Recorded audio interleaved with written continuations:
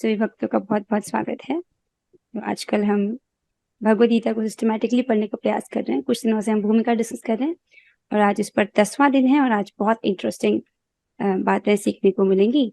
चलिए शुरू करते हैं। पिछली क्लास में हम ये समझ रहे थे, प्रभुपाद जी हमसे कहते हैं कि इस बात को समझना बहुत जरूरी है कि अर्जुन ने भगवद गीता को किस प्रकार ग्रहण किया। राइट, ये बात समझनी बहुत जरूरी है। तो अर्जुन ने किस प्रकार ग्रहण किया? अर्जुन ने कहा, आप परम भगवान, परम धाम, परम पवित्र, परम सत्य हैं। आप नित्य, दिव्य, आदि पुरुष, अजन्मा तथा महानतम हैं। फिर वे कहते हैं, नारद, असित, देवल तथा व्यास जैसे ऋषि आपके इस सत्य की पुष्टि करते हैं और अब आप स्वयं भी मुझसे प्रकट कर रहे हैं। अच्छा, तो अर्जुन कहते हैं कि आप जो कुछ कहते हैं उसे मैं सत्य मानता हूं। This is very important line. Arjun भगवान से कहते हैं, आप जो कुछ कहते हैं उसे मैं सत्य मानता हूं। अर्जुन ये भी कहता है कि भगवान के व्यक्तित्व को समझ पाना बहुत कठिन है, यहाँ तक कि बड़े बड़े देवता भी उन्हें नहीं समझ पाते। तो अतः मानव भक्त बने बिना भगवान श्री कृष्ण को कैसे समझ सकता है? This line is very important कि बिना भक्त बने हम भगवान को नहीं समझ सकते हैं। राइट, यहाँ से हमें एक और बात सीखने को मिलती है। यदि हम भगवद गीता समझना चाहते हैं तो हमें उसी व्यक्ति से समझना चाहिए जो भगवान का भक्त है। क्यों? क्योंकि जो भगवान का भक्त नहीं है उसे भगवद गीता बिल्कुल भी नहीं समझ आई है। और ये किसका ओपिनियन है? ये अर्जुन का ओपिनियन है। अर्जुन कहते हैं कि मानव भक्त बने बिना भगवान श्री कृष्ण को कैसे समझ सकता है। राइट, तो दिस इज वेरी इंपॉर्टेंट कि हमको भगवद गीता किससे सीखनी चाहिए? उसी व्यक्ति से जो भगवान का भक्त है। जो भगवान का भक्त नहीं है और भगवद गीता पर कमेंट्री कर रहा है, उस व्यक्ति से बिल्कुल नहीं सीखना चाहिए। ऐसा बोला जाता है कि ऐसा भाष्य सुनना उस दूध के समान है जिस दूध को सांप की जीभ से जो दूध स्पर्श हुआ है। तो दूध आपके लिए बहुत लाभकारी है, लेकिन अगर वही दूध अगर एक विषैला सर्प अपनी जीभ से स्पर्श कर दे तब वो दूध जहर की तरह काम करता है।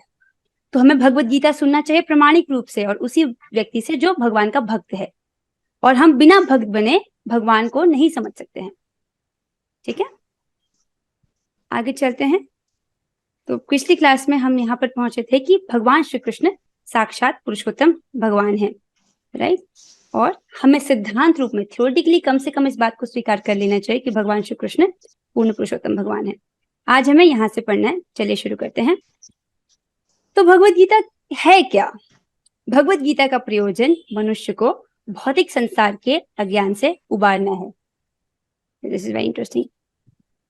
भगवद गीता का प्रयोजन क्या है? हम सभी को भौतिक संसार के अज्ञान से उबारना है। अज्ञान क्या है भौतिक संसार का? हम अपने आप को ही भूले हैं, अपनी जो असली पहचान है उसको ही भूले। हम अपने आप को देह समझते हैं और अपने देह से जुड़े संबंधों को अपना मानते हैं। राइट, प्रत्येक व्यक्ति अनेक प्रकार की कठिनाइयों में फंसा रहता है।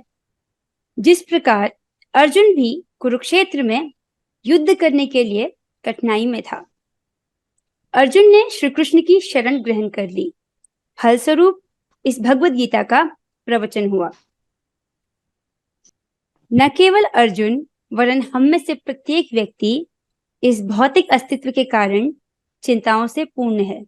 ये तो सही बात है, हम सभी इस भौतिक अस्तित्व के कारण चिंताओं से पूर्ण है।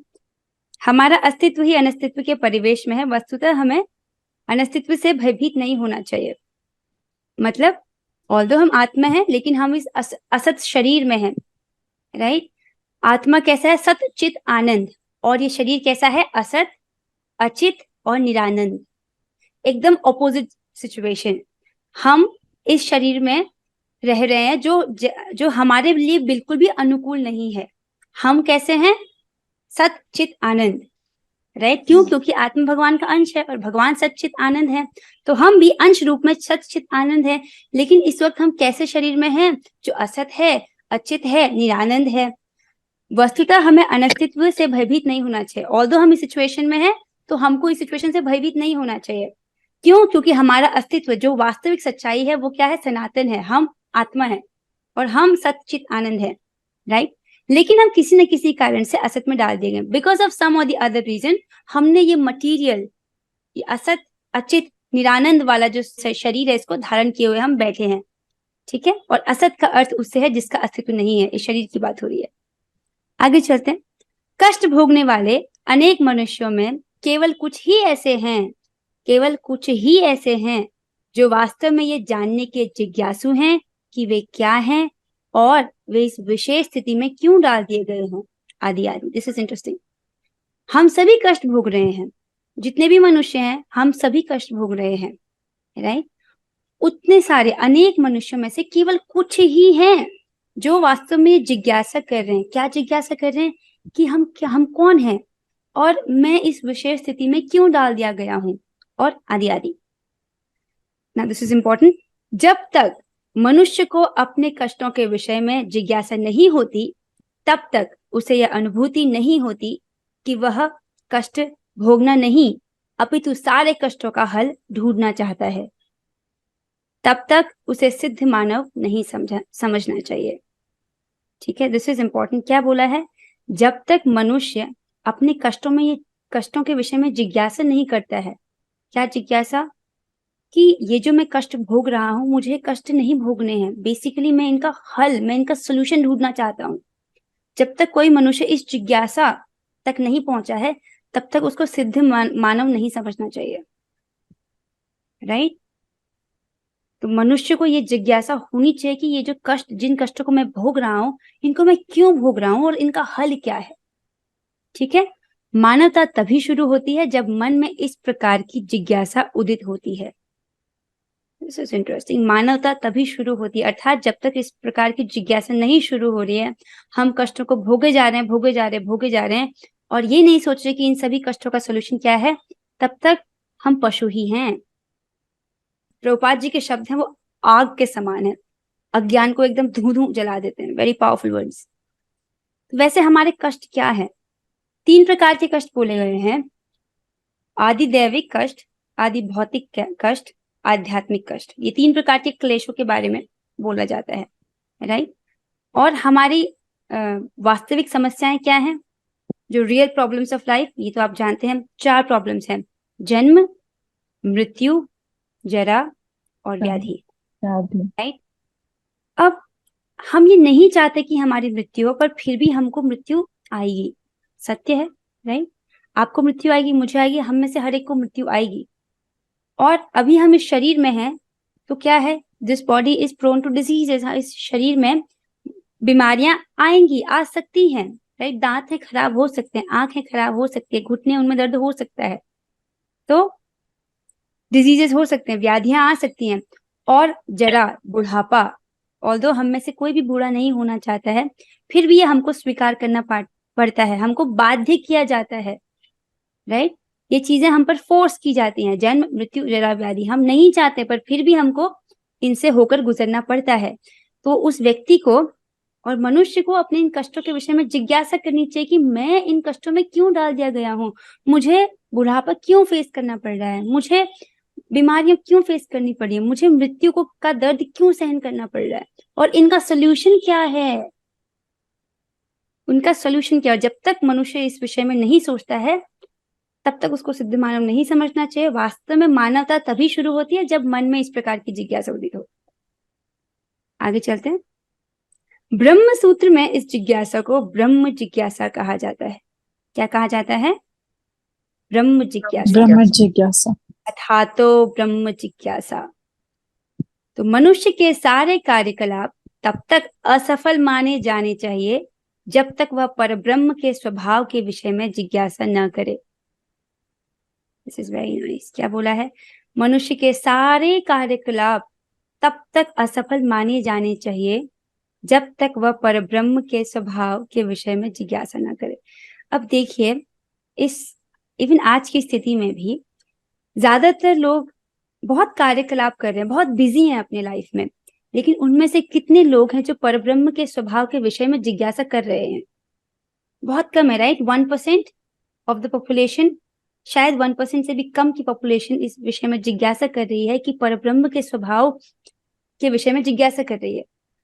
अर्थात इसके अलावा जो पॉपुलेशन है जो ऐसा नहीं कर रही है, उनके सारे कार्यकलाप क्या है? असफल हैं। वो जो भी कार्य कर रहे हैं, भौतिक दृष्टि से लग रहा है वो बहुत बिजी है, बहुत सक्सेसफुल है, लेकिन उसको वास्तविकता में असफलता माना गया है।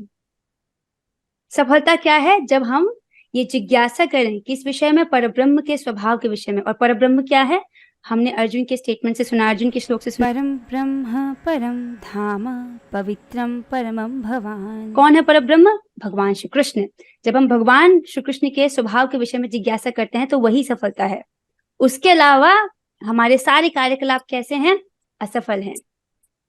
ठीक है, मनुष्य के सारे कार्यकलाप तब तक असफल माने जाने चाहिए जब तक वह परब्रह्म के स्वभाव के विषय में जिज्ञासा न करे। अतएव जो लोग यह प्रश्न करना प्रारंभ कर देते हैं कि वे कष्ट क्यों उठा रहे हैं, या वे कहां से आए हैं और मृत्यु के बाद कहां जाएंगे, वे ही भगवत गीता को समझने के सुपात्र विद्यार्थी हैं। पात्र मतलब समझते हो? बर्तन। सुपात्र मतलब अच्छा बर्तन। तो किसी चीज को रखने के लिए एक बर्तन चाहिए, राइट? उसी प्रकार ऐसे भगवत गीता के ज्ञान को जो रिसीव कर सके, ऐसा पात्र, सुपात्र व्यक्ति वो है जो इन विषयों के, जो इन चीजों के विषय में जिज्ञासा करे, ऐसे प्रश्न करे कि मैं कष्ट क्यों उठा रहा हूँ, मैं कहाँ से आया हूँ, मैं मृत्यु के बाद कहाँ जाऊंगा। तो वैसे जो स्टूडेंट्स हैं वे भगवत गीता को समझने के सुपात्र विद्यार्थी हैं। निष्ठावान विद्यार्थी में भगवान के प्रति आदर भाव भी होना चाहिए, वेरी इंपॉर्टेंट। अर्जुन ऐसा ही विद्यार्थी था कि जो ये ज्ञान है भगवत गीता का, भगवान श्री कृष्ण दे रहे हैं अर्जुन को। अर्जुन पूरे आदर से कृष्ण से पूछते हैं। अर्जुन कृष्ण से कहते हैं कि आपके अलावा तीनों लोकों में मेरे संशय को और कोई दूर नहीं कर सकता है। तो बड़े आदर से पूछते हैं, ठीक है। जब मनुष्य जीवन के वास्तविक प्रयोजन को भूल जाता है तो भगवान कृष्ण विशेष रूप से उस प्रयोजन की पुनर्स्थापना के लिए अवतार लेते हैं, राइट। तब भी असंख्य जागृत हुए लोगों में से कोई एक होता है जो वास्तव में अपनी स्थिति को जान पाता है, और यह भगवत गीता उसी के लिए कही गई है। आप समझ रहे हो? ये भगवत गीता उस एलीट स्टूडेंट के लिए कही गई है जो हजारों में से कोई एक है। देखिए, असंख्य जागृत हुए लोगों में से, असंख्य मतलब बहुत सारे, जो संख्या में बहुत ज्यादा हैं, वो जागृत लोग हैं। सोए हुए लोग हैं जिनको बिल्कुल परवाह नहीं है कि मैं कष्ट क्यों भोग रहा हूँ, जानवरों की तरह कष्ट भोगे जा रहे हैं। उनमें से भी जो जागृत लोग हैं कि वो इस बात में जिज्ञासा कर रहे हैं और ब्रह्म के स्वभाव के विषय में जिज्ञासा कर रहे हैं, उनमें से भी कोई एक होता है जो अपनी जो वास्तव में अपनी स्थिति को जान पाता है, और ये भगवत गीता उसी के लिए कही गई है। आप समझ रहे, एक बहुत एलीट स्टूडेंट के लिए भगवत गीता बोली गई है, और जो भगवत गीता को समझने की इच्छा से आया है वो स्टूडेंट बहुत खास है। वस्तुतः हम सभी अविद्या रूपी बाघिन के द्वारा निगल लिए गए हैं, लेकिन भगवान जीवों पर, विशेषतया मनुष्यों पर कृपालु हैं। इसी उद्देश्य से उन्होंने अपने मित्र को अपना शिष्य बनाकर भगवत गीता का प्रवचन किया। आगे पढ़ते हैं। भगवान कृष्ण का पार्षद होने के कारण अर्जुन समस्त अज्ञान यानी अविद्या से मुक्त था, लेकिन कुरुक्षेत्र के युद्ध स्थल में वह अज्ञानी बनकर भगवान कृष्ण से जीवन की समस्याओं के विषय में प्रश्न करने लगा, जिससे भगवान उनकी व्याख्या भावी पीढ़ियों के मनुष्यों के लाभ के लिए कर दें और जीवन की योजना का निर्धारण कर दें।